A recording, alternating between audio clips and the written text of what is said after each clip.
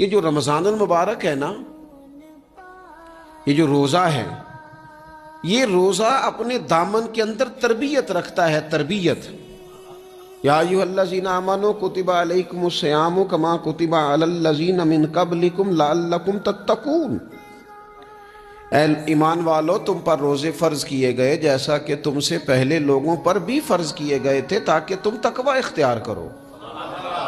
روزہ تمہیں پرہیزگار بنائے گا، تمہارے اندر سے جو نفسانی چیزیں ہوں گی انہیں نکالے گا، اور اللہ تبارک و تعالیٰ کی طرف تمہارے دل کا رجحان ہوگا، تمہاری روح کا رجحان ہوگا، تمہیں تزکیہ دے گا۔